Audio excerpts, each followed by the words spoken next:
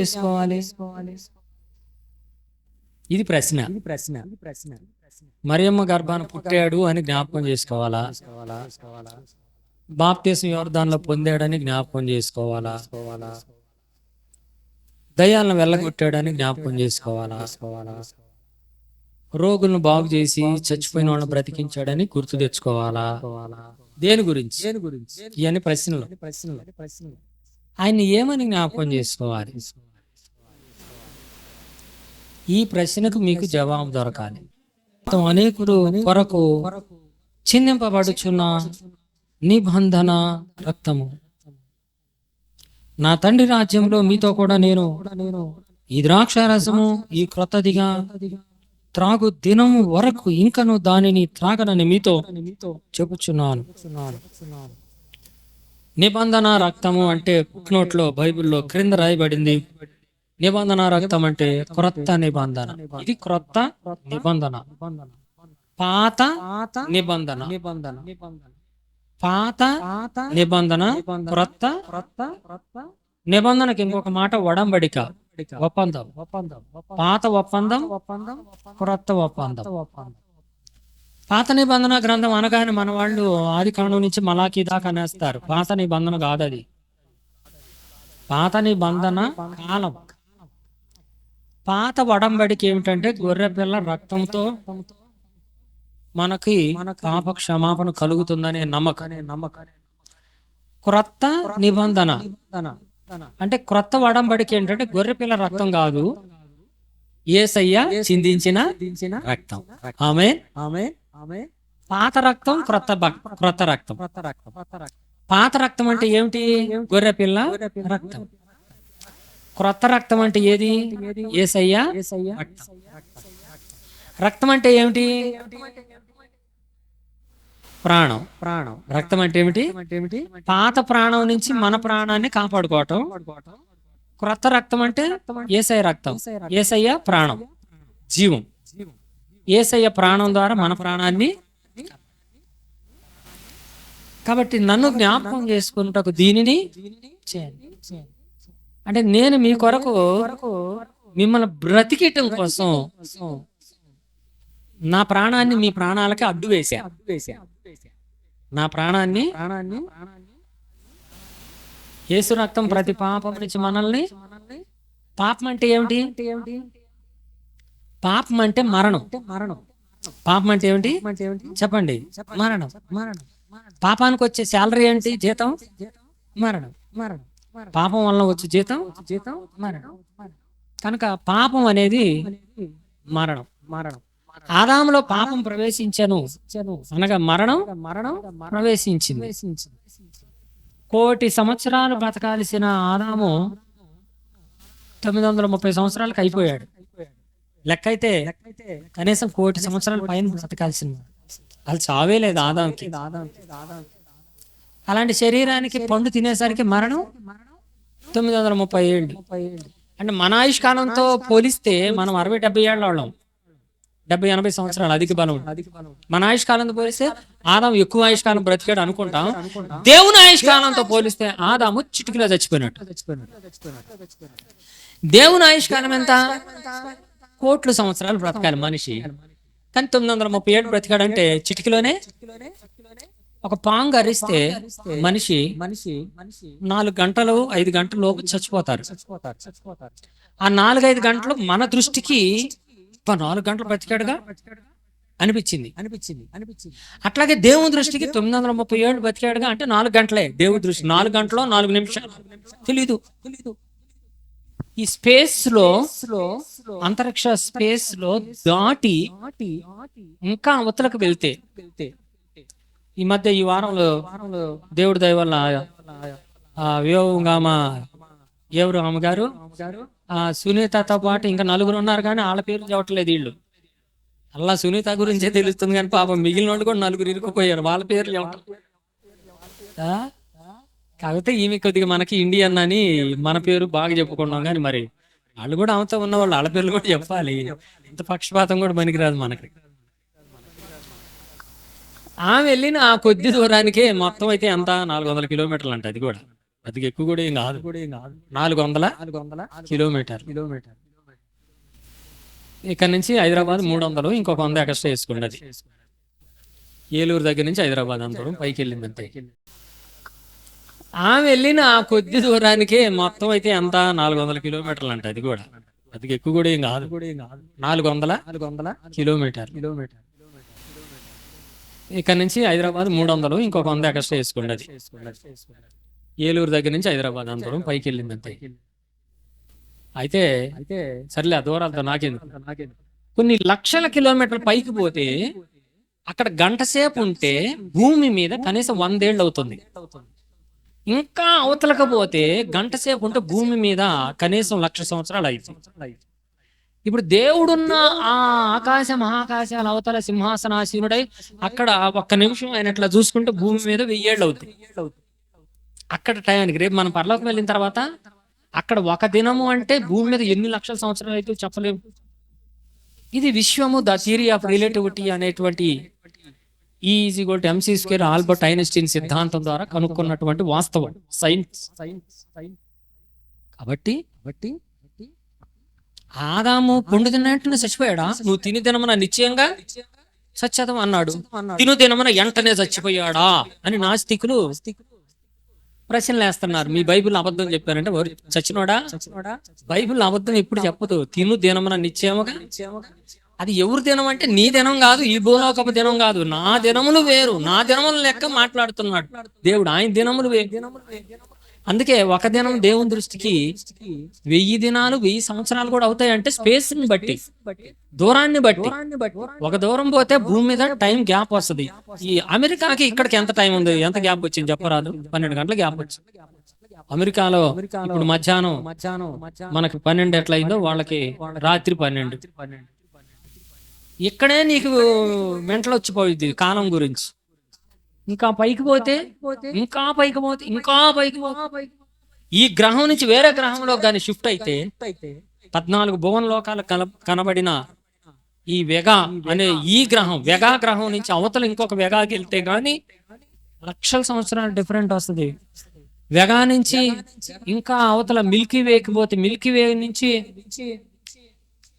ఇంకా సౌర మండలానికి కానీ పోతే అక్కడ 1,00,000 సంవత్సరాలు, ఇక్కడ నిమిషమే. ఇక్కడ 1,00,000 సంవత్సరాలు, అక్కడ నిమిషమే. కాబట్టి తిను దినమున నిశ్చయముగా చచ్చేదం అంటే దేవుని కాలమాన ప్రకారం అప్పుడు చచ్చిపోయినట్టే. కోట్ల సంవత్సరాలు బ్రతకాల్సిన మనిషి 930 ఏళ్ళు బతికాడు అంటే దేవుని దృష్టిలో వెంటనే చచ్చిపోయినట్టే. ఆ చచ్చిపోయిన మానవునికి తిరిగి మరలా దేవుని జీవం ఇవ్వడానికి యేసయ్య శరీరం మనకిచ్చినందుకు స్తోత్రము కలుగునుగాక. యేసయ్య శరీరం. మీరు నన్ను జ్ఞాపకం చేసుకున్నట్టు దీనిని ఏమని జ్ఞాపకం చేసుకోవాలి? ఇది నా ప్రశ్న. ఈ ఆదివారం ఏమని జ్ఞాపకం చేసుకుంటావు? యేసు ప్రభు 33.5 ఏళ్ళు బ్రతికాడని జ్ఞాపకం చేసుకుంటావా? బెత్లెహేములో పుట్టాడని జ్ఞాపకం చేసుకుంటావా? సిలువే పట్టాడని జ్ఞాపకం చేసుకుంటావా? లేకపోతే అద్భుతాలు చేసాడని జ్ఞాపకం చేసుకుంటావా? మరి మరియమ్మ గారికి పుట్టాడని జ్ఞాపకం, అసలు ఆయన చరిత్ర గుర్తు తెచ్చుకుంటావా? అంటే అవేమి కావు. నన్ను జ్ఞాపకం చేసుకున్నట్టుకు దీనిని చేయడంటే ఆయన మనసులో ఏముందో అది చెప్తున్నాను నేను.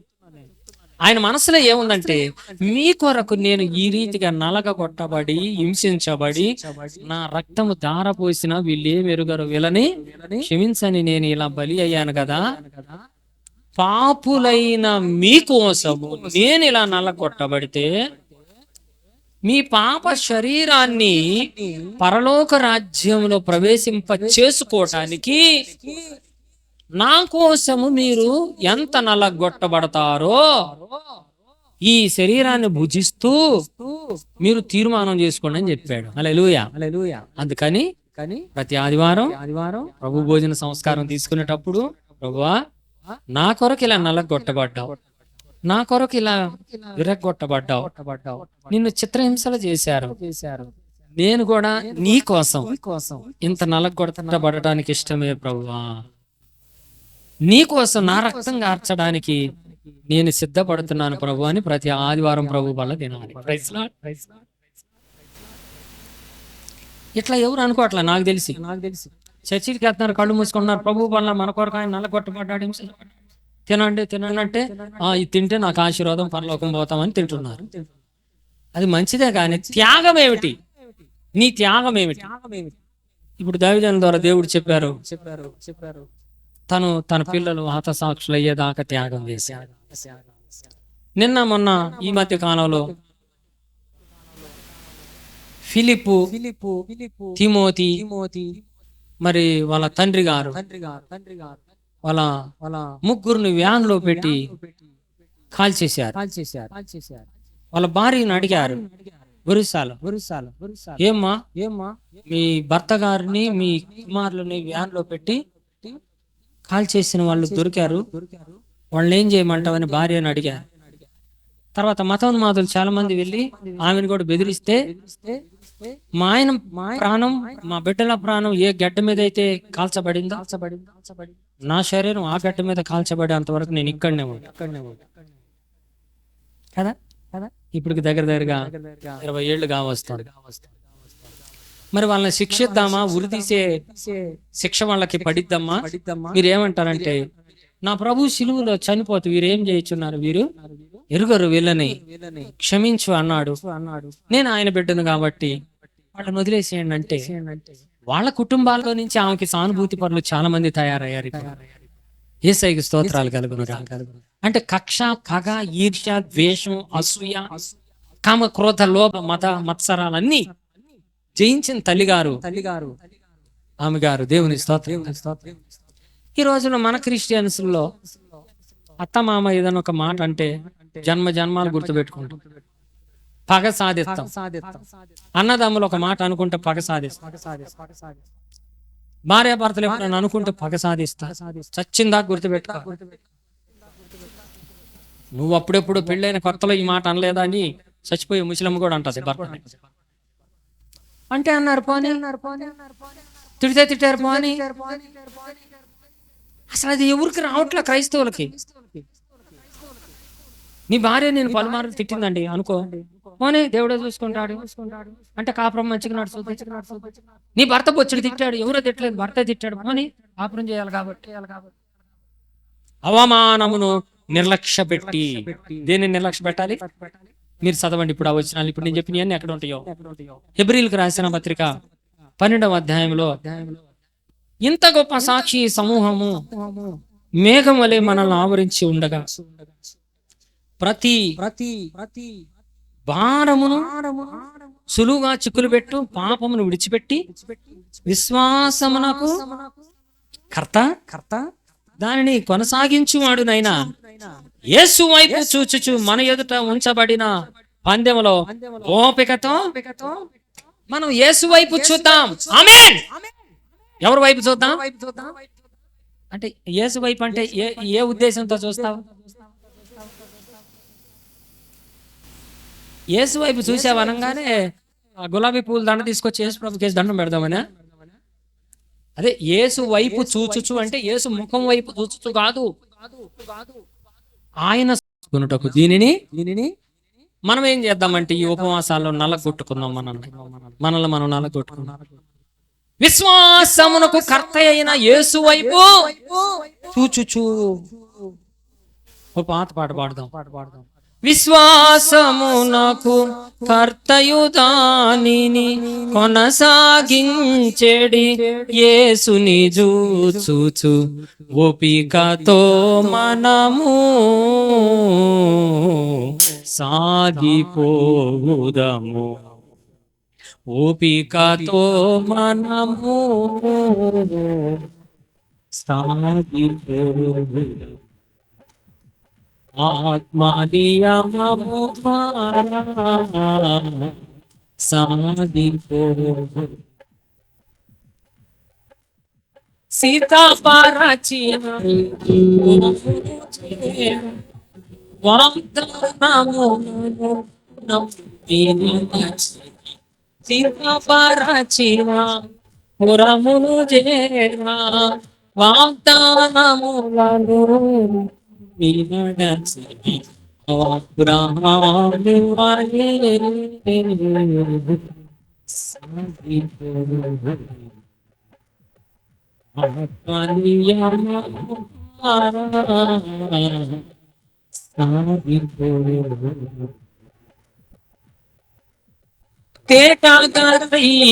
సంకల్పము వెలుచు ప్రాణము విడిచిన స్తపను వలె మనము సాగిపో. కమల పాటమ్మా. ఇట్లాంటి పాటలు ఇప్పుడు ఎక్కడ ఉండేయండి? కొత్త పాటలు అని ఊపి లేని కారం లేని కొత్త పాటలు పాడుతుంటే మ్యూజిక్లే కానీ వీటిలో జిమ్ జిమ్ జికేలు వెస్ట్రన్ ట్రైలు వెస్ట్రన్ ట్రై మ్యూజిక్లు కూడా పేర్లు పెడుతున్నారు. సారం ఉండదు ఈ పిచ్చి పాటల్లో. నేను అందుకే 1000 సార్లు చెప్పాను, ఈ పాస్టర్ ఈ మాట అంటున్నాడని మీకు అనిపిస్తుంది, కానీ నాలో ఉన్న పాత పాటల సారాంశాలు అలాంటివి.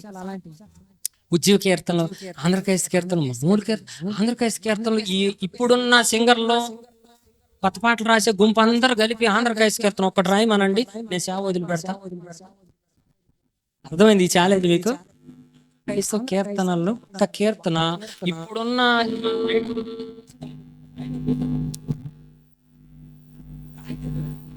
అది ఛందస్సుతో కూడిన ఆ పాటలన్నీ ఏంటి అవి? ఛందస్సు అంటే తెలుసా? ఇంగ్లీష్ మీడియం వాళ్ళకి ఛందస్సు తెలుసు. ప్రతి ఆంధ్ర క్రైస్తవ పాట తేటగీతి, ఆట వెలది, ఉత్పలమాల, చెంపకమాల, శ్రావణమాల,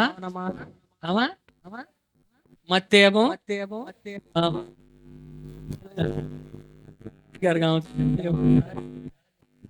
ఉంటాయి. అందులో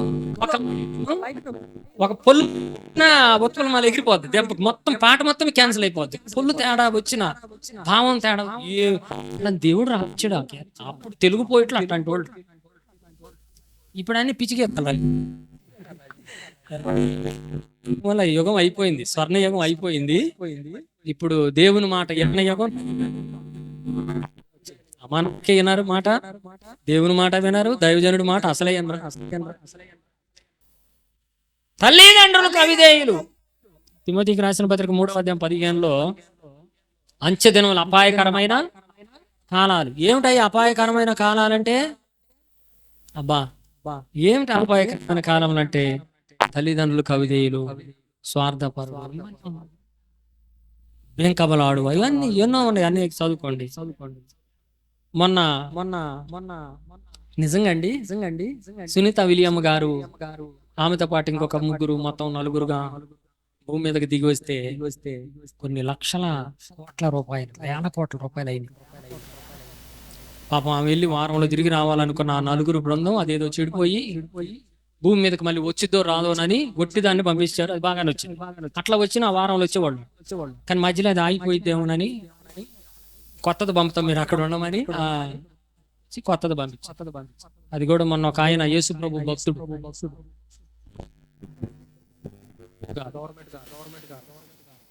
ఏం పేరయ్యా, డబ్బులు ఖర్చు పెట్టి పంపించిన ఆయన ఎలాన్ మస్క్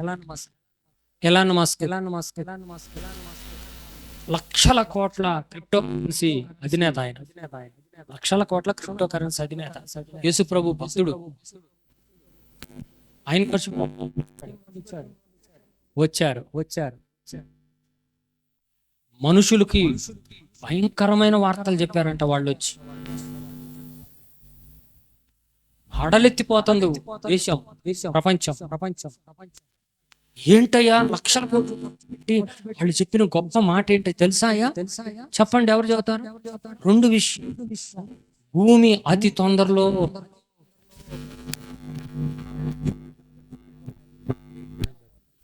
వాళ్ళు అక్కడ నుండి పరిశోధన. రెండో విషయం ఏంటి చెప్పండి? ఈ భూమి తొందరగా అంతం అయిపోతుందని చెప్తున్నారు. రెండో విషయం ఏం చెప్పారు చెప్పండి? అక్కడ ఏలియన్స్ పాదముద్రను చూశారంట. ఈ 2 కట్టుకోవటానికి కొన్ని లక్షల కోట్లు భూమి అగ్ని చేత కాల్చబడుతుందని చెప్పడానికి, ముద్రలాడ ఉన్నాయని చెప్పడానికి చెప్పరేమ్మా లక్షల కోట్లు. బైబుల్లో దేవుడు రాశాడు, ఒరే పంచభూతాలు బ్యానర్తో లైవ్ అయిపోతారని. చప్పట్లు కొడితే చాలా లక్షలు ఖర్చు పెట్టుకున్న తర్వాత తెలిసిద్ది, నేను ఒట్టిగా బైబిల్ చదివితే నాకు తెలుసుద్ది. అందుకే బైబిల్ చదివిన వాడు సకల శాస్త్రజ్ఞుల కంటే గొప్పోడు. అర్థమవుతుందా మీకు? సునీత విలియం గారు అక్కడికి పోయి భూమి వేడెక్కుతుంటే పగులుద్దని గెస్ చేసి చెప్పారు, కానీ ఎప్పుడు పగిలిద్దో డేట్ సహా పగిలిద్దో చెప్పారు. అది నేను చెప్తానండి.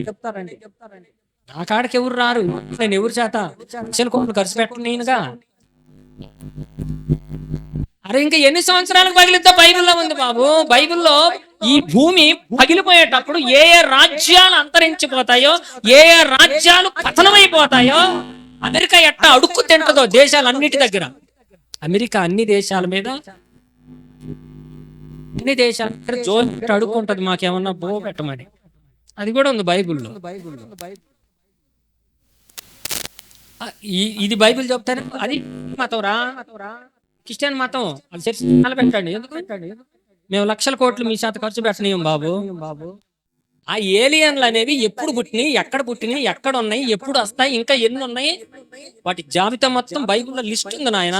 మీరు ఎన్ని అంతరిక్షంలో దాని అవతల కాడికి పోయి మళ్ళీ వచ్చి ఎక్కడ పడాల్సిందే ఏ శాస్త్రవేత్త అయినా. ఏ నాసా వాళ్ళ పరిశోధనలు అయినా చచ్చినట్టు ఇక్కడికొచ్చి కలవాలా, ఇక్కడికొచ్చి దండం పెట్టాలి. అసలు వీళ్ళు అంతరిక్షాల్లోకి పోయి అంటే అక్కడ రియల్ ఎస్టేట్ వేస్తున్నారు. అందుకు అసలు పోతుంది. అక్కడ ఏడన్నా నీళ్లు దొరుకుతాయా, గాలి ఉంటదా, అక్కడ కూడా జీవనానికి మంచిగా ఉంటదా.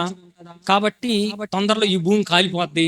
కాలిపోయినాక ఇక్కడ వాళ్ళని డబ్బులు, ఇటకల వాళ్ళు కూడా కోట్లు డబ్బులు కడతారు. నాకు తూర్పాడవరు ఉండే పేసింగ్ ఒక ఫ్లాట్ అంటే, వీళ్ళు ఫ్లాట్ అర్థం అరిచేతిలో వైకుంఠం. అది అంటారు అరిచేతిలో వైకుంఠం, అరిచేతిలో చూపిస్తున్నారు. ఇదిగో ఇది నీ ఫ్లాట్, రైట్. ఇది మా అన్నయ్యకి కొను, అది మా పక్కన మా చెల్లికి ఉండాలి, రైట్. ఈ మూడు ఒక్కొక్కటి ఎంత అయ్యా? 1,00,000 కోట్లు. 1,00,000 కోట్లు పెట్టి ఫ్లాట్లు కొంటున్నారు అక్కడ. తెలివి కలిగిన వాళ్ళు అంటే ఏసై ఏం చెప్తారంటే,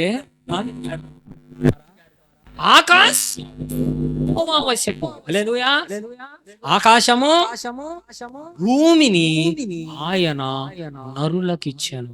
అంటే ఏంటి? ఒరే నరుడా, ఒకరు భూమి మీద తప్ప పై విశ్వలోకాలు వేసినా నువ్వు శుద్ధ దద్దమ్మవి. ఏమి దద్దమ్మవి? మట్టి దద్దమ్మవి. అజ్ఞానులు పైన ఏదో రియల్ ఎస్టేట్ చేసుకున్నట్టు ఇది బయలుపోయటానికి అక్కడ పోయి ఉంటారంట. అందుకంట ఇప్పుడు అక్కడ నీళ్లు ఉండయా, గాలి ఉందా? ప్రభు ఏం చెప్పారు? ఆకాశము అక్కడికి పోతే కొన్ని రాళ్ళు స్పీడ్ గా వచ్చిన అవి వచ్చి ఏడ తలకాయలు తగ్గుతాయని వీళ్ళు దాక్కున్నారట. మొన్న ఏలియన్స్ లెవితాన్ అది ఒక తాను వచ్చిందంట, సైతాన్ లాగా. లెవితాన్లు అనేవి ఏంటో మీకు బైబిల్లో అవి ఎందుకు పుట్టినాయో ఎందుకు పుట్టాయో కూడా బైబిల్లో ఉన్నాయి. మొన్న ఒకటి కనపడిందంట, మా 2 అంట మొత్తం వీళ్ళ తాతలు పుట్టించారు, 2 తెచ్చారు. వారే 3 కాదు 350 ఉంటాయి. అవి ఎప్పుడు పుడతాయో ఎలా పుడతాయో కూడా నేను చెబుతా, నా దగ్గర రండి. అవి ఉన్నాయి బైబిల్లో. అసలు లివియతానులు అనేవి, లివియతాన్ అనే పాముల పుట్ట కావవి. అవి దేవదూతలకు పుట్టే దెయ్యాలవి, దేవదూతలకు పుట్టే జీవులవి. డైనోసార్లు అంటే అయ్యే దేవదూతలు కుక్కల పిల్లులు, బల్లులు, ఎలికలు లాగా మారతారు. మారినప్పుడు వాటి జాతిలో ఆ జాతిని పుట్టిస్తారు. సముద్రంలో చేపలాగా దేవదూతలు మారతారు. ఏ దేవదూతలో? పడిపోయిన దేవదూతలు. వికృతమైన సృష్టి. భూమి మీద నరులు మంచి వాళ్ళు కానప్పుడు దేవుడు నరుల వరకు చంపాలి. కానీ నోవాహు కాలంలో నరులను చంపకుండా సముద్రంలో అన్ని చంపాడు. ఎందుకు చంపాడు? సముద్రం ఎందుకు చంపాడు? సముద్రంలో జీవులు అంటే నెఫీలీలు అనే రాక్షసులను దేవదూతలు నరుల కుమారులతో పుట్టించారు. అదే దేవదూతలు పిల్లులు, ఎలుకలు, బల్లులు, పాములు, షార్కులు ఆ రూపంలో కూడా మరి వాటిని కూడా పుట్టించి గందరగోళం. దేవుని సృష్టికి అతీతంగా సృష్టించిన జీవుల్ని, కోట్ల జీవుల్ని వాళ్ళు పుట్టించినందుకు నోవహు కాలంలో జలప్రళయం రప్పించి మొత్తాన్ని తుడిచి ఆయన చేసిన మగ ఆడ అనే జంతు, పక్షి, పురుగులను ఓడలో పెట్టి మళ్ళీ కొత్త జాతిని యేసయ్య మొదలు పెట్టి అది వరకు స్మాష్ చేసిందంత అది. తర్వాత మళ్ళీ అది చేయబోతున్నాడు దేవుడు. మళ్ళీ ఈ సైతాన్ గాళ్ళు మొత్తం లివియతన్ లాంటివి కొన్ని వేలు వేలు పుడతాయి బాబు. అవన్నీ దేవదూతలకు పుట్టేయాలి. దేవదూతలు కామరూపులు, అంటే కోరుకున్న రూపంలో మారగలరు వాళ్ళు. గబ్బిలింగా, ఎలికగా, పిల్లిగా, పక్షిగా అన్ని రకాలుగా మారతారు. మారి ఈ హాస్టల్ అంతా లివియతాన్ని పుట్టిస్తారు వాళ్ళు. ఈ పాస్టర్లు అందరూ కలిసి ఈ మధ్య ఏం చెప్పారంటే, లివియతానికి 7 తలకాయలు ఉండి 10 కొమ్ములు ఉండి ప్రకటన గ్రంథం 13 అధ్యాయంలో ఉంది అని చెప్పి. 13 అధ్యాయంలో నీకు లివియతాన్ గురించి కాదు, అది నేర్చుకోవాలా. తూ అంటే తారాని వాళ్ళందరూ బైబిల్ పట్టుకొని రెవరెండ్లు అయ్యారు. అంత కదా పేవులేదు. 13 అధ్యాయం ప్రకటన గ్రంథం 10 కొమ్ములు 7 తలకాయలు. 7 తలకాయలు 10 కొమ్ములు ఏంది అసలు? తలకాయకి ఎన్ని ఉండాలి కొమ్ములు? 2. 7 రోజులు ఎన్ని ఉండాలి? 14 ఉండాలి. 10 ఎందుకు ఉంటాయి? 7 తలకాయల పాము అని అప్పుడప్పుడు డిజైన్ చేస్తారు, కానీ సృష్టిలో నీకు 7 తలకాయల పాము ఎక్కడా లేదు. వీళ్ళంతా కంప్యూటర్ డిజైనర్.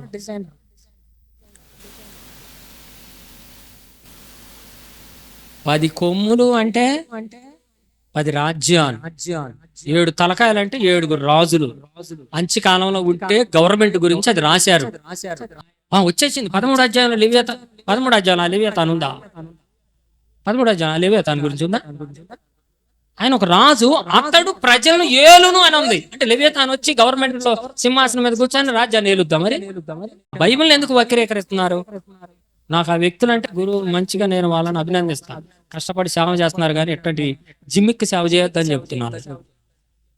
జిమ్మిక్కులు చేయొద్దు. నీ బైబిల్ ఈ టైంలో ఏదొస్తే ఇక దాన్ని వాడుకోవటం, గజిబిజి చేయటం, గందరగోళం. ఇంతకీ వీళ్ళు కోట్లు ఖర్చు పెట్టి ఆ 400 కిలోమీటర్లు పోయి కనుక్కొచ్చింది ఏంటంటే భూమి తొందరలో బద్దలైంది. ఆ సంగతి బైబిల్లో రాయలా? అందుకే మీకు అర్థం కాదు. చదువు సంఖ్య రానటువంటి బైబిల్ను నమ్మే వాళ్లను విశ్వలోక విజ్ఞానులు వీళ్ళ ముందు ఎర్రి వాళ్ళని ఉంది. అందుకే దేవుడు ఏర్పరచుకునేది లోకంలో ఉన్న వెర్రి వారిని, లోకంలో ఉన్న పిచ్చి వారిని, లోకంలో ఉన్న అమాయకుల్ని దేవుడు ఏర్పాటు. ఎందుకంటే అమాయకులు బైబిల్ చదివి ఎట్టుందంట నీకు స్తోత్రం, నువ్వు ఎప్పుడు వస్తావయ్యా, నన్ను చచ్చిపోయినాక ఎప్పుడు నన్ను లేపుతావయ్యా, నేను నీ రాజ్యం వస్తానయ్యా, 3 ఆకాశాలు ఉంటానయ్యా అని పిచ్చోళ్ళు అయితే నీ ప్రార్థన చేసి తెలివి కలిగిన వాళ్ళు చేయరు. జ్ఞానం ఎక్కువ ఉంటే చెయ్యరు. యేసుప్రభుని ఎక్కువగా ఎందుకు నమ్మరంటే అందరికి తెలివి జ్ఞానాలు ఎక్కువ కాబట్టి నమ్మరు. ఏ తెలివి తక్కువ లేని వాళ్ళు ఉన్న వాళ్ళు, తెలివి తక్కువ ఉన్న వాళ్ళే. అందుకే దేవుడు బాలురకు పసిబాలురకు మరుగుపరిచే, జ్ఞానులకు వివేకులకి మరుగుపరిచానని దేవుడు చెప్పాడు. ఇంత గొప్ప దేవుడు అని చెప్పడానికి ఇవన్నీ చెప్పాను నేను. Praise Lord. మీకు అర్థమైంది లేదు ఎంత గొప్ప దేవుడు అంటే? ప్రాణాలతో లోకాన్ని మొత్తం టెన్షన్ తో పెట్టి వస్తున్నారు తీసుకురావడానికి పోయారు. చివరి 7 నిమిషాలు ఏదో అవుద్ది, ఇంకొన్ని నిమిషాలు ఏమైద్ది, బయట పెట్టంగానే ఉంటదో పోద్దో ప్రాణం. ఎన్నో గందరగోళాలు చేసి ఇంత చేసి వాళ్ళకి అనుకుంటుంది ఏంటయ్యా? నేను వాళ్ళని విమర్శ చేయటం కాదది, వాళ్ళు కనుక్కునేవన్నీ ముందే బైబిల్లో ఉన్నాయని చెప్తున్నాను. దేవుని స్తోత్రం కలుగును కాక. జ్ఞానుల జ్ఞానాన్ని మీరు పోయి తెలుసుకొని రండి, ఇంకా అవతలకు పోయి తెలుసుకొని రండి. ఆకాశము అది యెహోవా స్వాధీనంలో ఉంది. మనుషులకి ఇచ్చిన భూమి తప్ప వేరే గ్రహాల్లో మీరు ఉండటానికి, రియల్ ఎస్టేట్ ప్లాట్లు వేయడానికి ఎక్కడ ఎప్పుడు ఆస్కారం అనేది లేదు అన్నప్పుడు నోరు మూసుకుంటే డబ్బులు మొత్తం మిగులుతాయి. ఆ లక్షల కోట్ల రూపాయలు తలా ఒక పేదవాళ్ళకి 10 లక్షలు పెట్టి ఇల్లు కట్టియచ్చు. ప్రపంచంలో ఉన్న అందరికి వీళ్ళు ఖర్చు చేసి సముద్రంలో దగ్గర పోసిన డబ్బులు మొత్తం కలిపి భూమి మీద ఉన్న ప్రతి పేదవానికి 10 లక్షల రూపాయలు ఇల్లు కట్టొచ్చు. దేవుని స్తోత్రం కలుగుతా. బైబిల్ చదివి నమ్మితే మత గ్రంథంగా కాకుండా. అందుకే ప్రభు అంటున్నాడు, మీరు నన్ను జ్ఞాపకము పరలోకం వెళ్ళి దిగి వచ్చి నా యేసయ్య చెబితేనేమో వినట్లా, 400 కిలోమీటర్లు పోయి చెప్పినాడు నిజమేనా అయితే నమ్ము. యుగ సంబంధమైన దేవత అవిశ్వాసమైన మనోనేత్రాలకి గురుడితాను. మరి మీకేమనిపిస్తుంది చెప్పండి? ఇంత గొప్ప దేవుడు నాకు దొరికినందుకు ఏమన్నా ఖర్చు పెట్టారా మీరు? ఈ గొప్ప సత్యాలు ఈనాడు సైంటిస్టులు కనుక్కునే ప్రతి సత్యాలు మీకు ఇంతకుముందు చెప్పబడ్డాయి. నువ్వు దేవుని కొరకు ఏదో ఒకరు కానుక ఇచ్చినంత మాత్రాన అది కూడా నష్టమేమి పర్వాలా కోట్లు లక్షల కోట్లు ఖర్చు పెట్టిన వాళ్ళకంటే అప్పుడప్పుడు అంత కానుక ఇచ్చినా సరే నేను ఇంత సర్వసత్యం తెలుసుకున్నానని నీకు తృప్తి ఉండాలి. ఏందో పాస్టర్ గారు వచ్చినట్టుగా నేను సందాలు చాలా ఇచ్చినా నాకు ఏం జరగలేదు. ఏం సందాలు చాలా ఇచ్చావో ఏం జరగలేదు. నిన్ను మించిన జ్ఞాని ఏ సైంటిస్ట్ కూడా లేడని ఇక్కడ నేర్చుకున్నావు. ఇక ఇంతకంటే మేలేం చేయాలి? నీకోసం సిలువలో వేలాడి నల్లకొట్టబడి చనిపోయి యేసయ్య కొరకు నువ్వేం చేస్తావు? నీవేమైనా యేసయ్య కొరకు త్యాగం చేసి దేవా నీ సాక్షిగా నేను బ్రతుకుతానని తీర్మానం చేసుకుంటావా? అటు వారిని దేవుడు తన కుమారులుగా నీ సేవను చేయుటకు నీ కృప